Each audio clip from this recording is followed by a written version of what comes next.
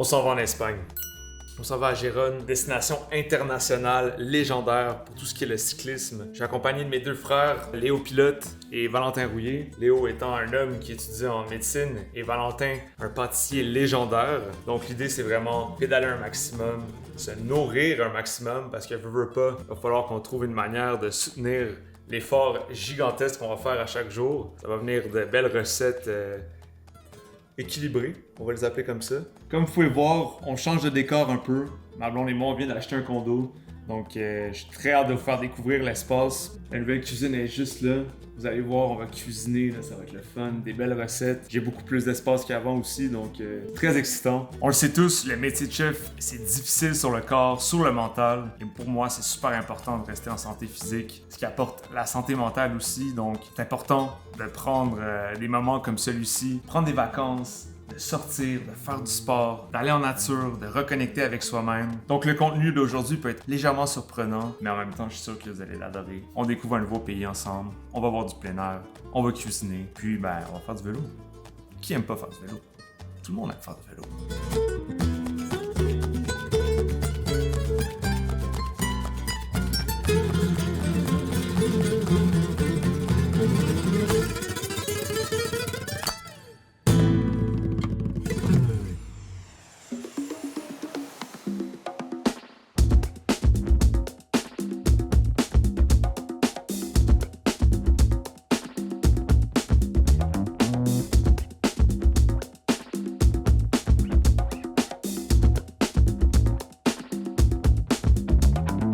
On est arrivé à Gérone, c'était toute une affaire, honnêtement. Voyager avec des vélos, c'est pas facile. Il a fallu qu'on traverse la ville avec nos boîtes. C'était long, on est arrivé, on est un peu fatigué. Heureusement, il pleut, il nous permet de nous détendre. On va aller faire l'épicerie. Valentin a très hâte de commencer à cuisiner et de pédaler. Donc, première journée, on s'installe, on a monté les vélos. Demain, ça part, on commence avec un gros déjeuner et une grosse sortie sur le vélo.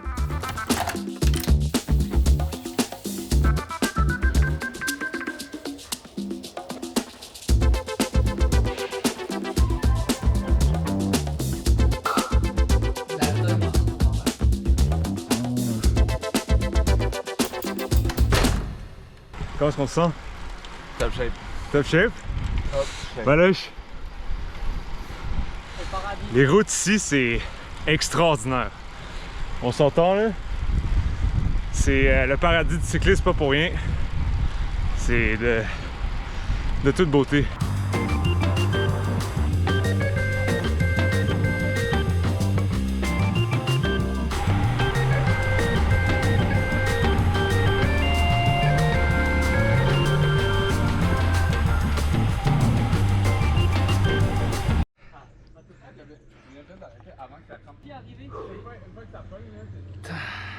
Oh! Story of a 210-pound man. Comment c'était pour toi? Bien. Facile, hein? Ouais. Moi, je suis presque mort. Il a même pas respiré. Toi, Valush? J'en ai chié quand même.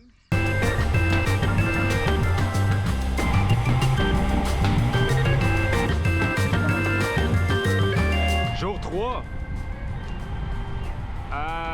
Mes jambes ont mal.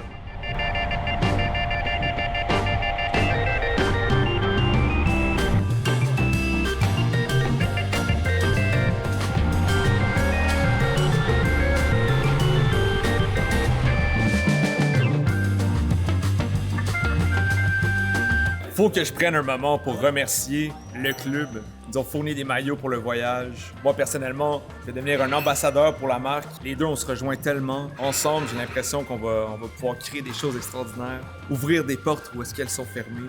Très excité de vous annoncer ce partenariat-là. Merci encore une fois. Les gars sont beaux. Moi, je vais pas dire que je suis beau parce que je suis pas de même, là, mais j'ai un beau maillot. Il est très beau. Puis, c'est ça. Merci, gang.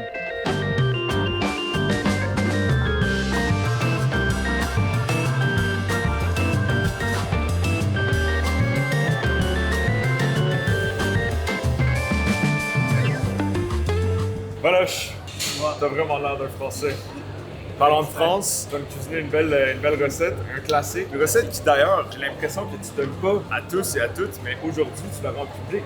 Une recette de famille, un sablé breton, bien sûr, plus que tu viens de Bretagne. On a quelque chose de moelleux, tendre, gourmand. Après, c'est la meilleure recette de sablé breton que j'ai jamais goûté de ma vie. Pour ma part, étant en Espagne, il fallait que je cuisine quelque chose d'ici. Un pan con tomate, on a du pain, en espérant qu'il ne va pas goûter les aisselles. Je vais apporter ma touche. Vous allez voir, dans le fond, l'idée, c'est de retirer un maximum de liquide, de concentrer les saveurs. Tout ça, après ça, sur le pain, ça tient, ça coule pas partout. Très excité de partager ça avec tout le monde. Je pense que ça va nous donner un peu d'énergie là, pour l'après-midi. On se retrouve en cuisine.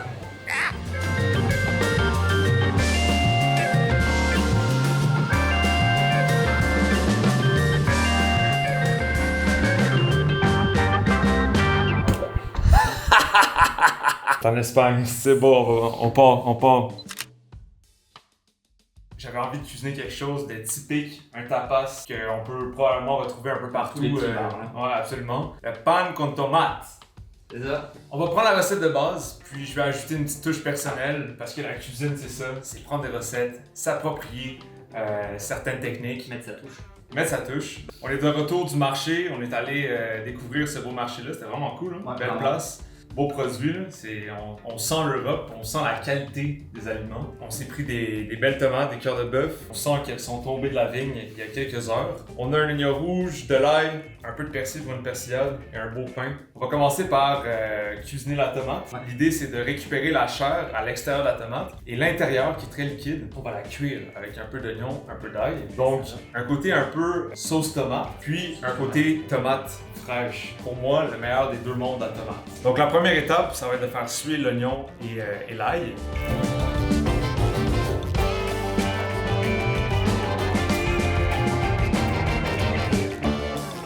Prochaine étape, la cuisson des oignons. On parle d'un bon 2 à 3 cuillères à soupe d'huile d'olive. Alright, nos oignons sont en train de cuire. On s'attaque aux tomates. Donc, on va retirer l'intérieur de l'extérieur. Puis on va ajouter l'intérieur à nos oignons qui sont en train de cuire gentiment.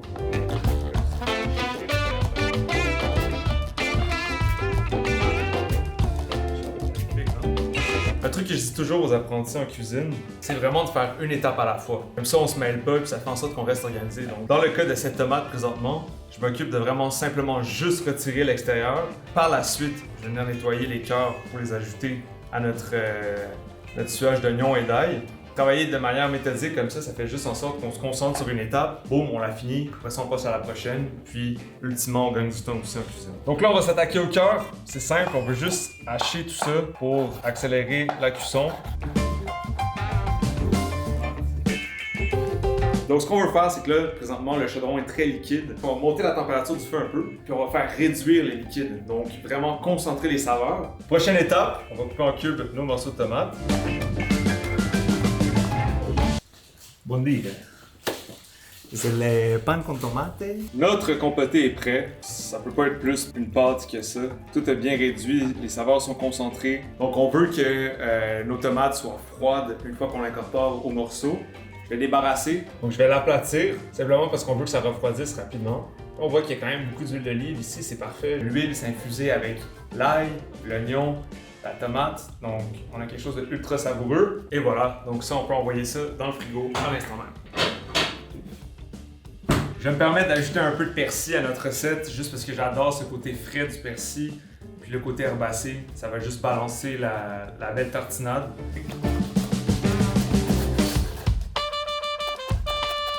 On va couper le pain. Pour se simplifier un peu la vie, puisqu'on s'est vraiment compliqué la vie avec nos tomates, on va juste utiliser le grille-pain. Alright! Finalement, le grand moment, on est arrivé à la dernière étape. Je vais ajouter notre cuisson de tomates qui est bien froide maintenant. On va ajouter notre persil. On va mélanger. Voilà, excellent travail à la caméra, merci beaucoup. Il faut mettre la tomate sur le pain. On a réussi notre recette. Très honnêtement, maintenant je le regarde, j'ai comme l'impression qu'on est directement entre la bruschetta et le pan con tomate. J'espère que personne va être insulté. Voilà.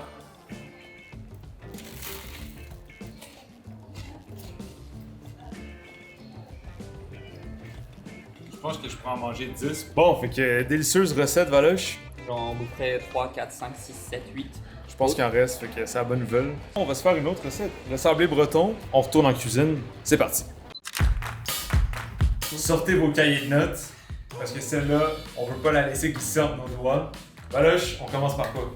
On va commencer par clarifier les œufs. Fait qu'on va séparer les blancs des jaunes. Et ensuite, on va mélanger ça avec la cassonade pour les blanchir. Prochaine étape, on va mélanger le sucre brun. Par la suite, la farine, important, toujours tamiser la farine, ça évite d'avoir des grumeaux, des morceaux. Fait qu'on va juste commencer gentiment à mélanger. Et on va pas oublier une chose que j'allais oublier, qui est quand même assez importante, qui est notre magnifique levure / baking powder. Là on a mis notre beurre et on va essayer de commencer à mélanger tout ça pour rendre le mélange le plus homogène possible. Alors sûrement que je vais commencer à le faire comme mamie. On va les mains propres.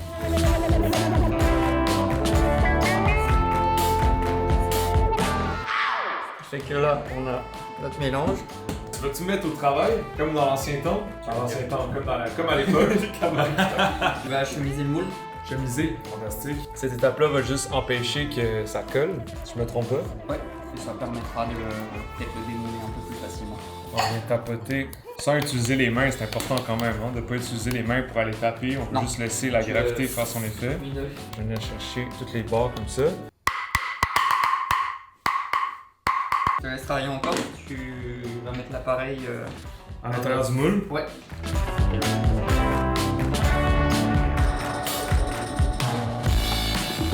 Dernière étape avant d'enfourner, c'est le repos super important. Ouais, toujours. On veut que le beurre refige. Ok, on va mettre ça au frigo. Et on est de retour dans 15 minutes pour enfourner. Ça fait 15 minutes. On va enfourner nos sablés, Valoche. Exact. Je te fais la passe, je t'ouvre la porte.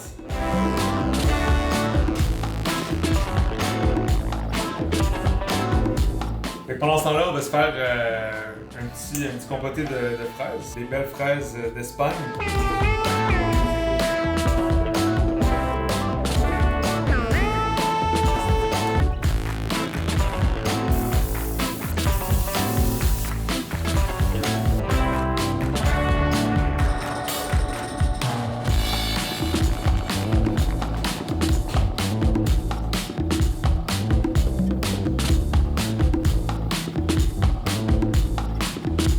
Alors là, on a la petite version pour le goûter. Là, c'est notre grosse version pour le petit casse-croûte sur la route en bike. Pour le goûter, ce que vous pouvez faire, je vais le mettre sur une assiette, bien simple. Après ça, on prend des petites fraises de saison. On a un peu compoté, comme ça. On est bien gourmande.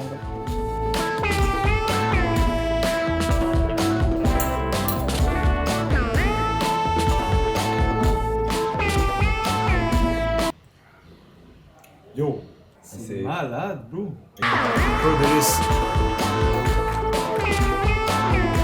Un autre succès, merci beaucoup. Les ingrédients de la recette sont dans la description. En bas là, ou en haut, je sais pas, t'as défilé quelque part en ce moment comme ça. Comment ça? Déjà la fin du voyage. Ça a été extraordinaire. Découvrir un pays à vélo, c'est vraiment un plaisir. On sent l'environnement, on sent la vibrance de la nature autour de soi. Donc, pour moi, c'est une façon vraiment intéressante de découvrir un pays. J'espère vraiment que vous avez apprécié la vidéo. Encore une fois, merci à le club de me supporter, d'avoir supporté les gars avec des maillots de vélo pour le voyage. Pour ce qui est de la suite du contenu, je travaille très fort pour essayer de sortir un maximum de vidéos, mais malheureusement, le boulot, j'ai encore un poste à temps plein en tant que chef, donc c'est difficile de sortir des vidéos. Merci beaucoup d'avoir regardé jusqu'à la fin. Je vous invite à aller regarder les recettes dans la description juste en bas. Vous pouvez refaire le sablé breton à Valentin qui, honnêtement, une recette exceptionnelle. Je vous recommande fortement de le faire. On se dit à la prochaine. On se retrouve à Montréal.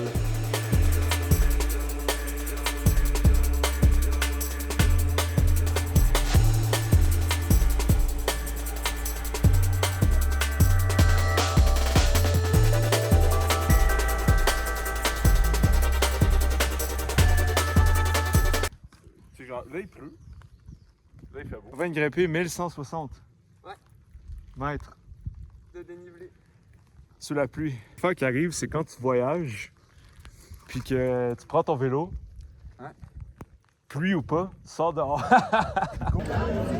Voici ce que je n'ai exactement pas reproduit. Wow.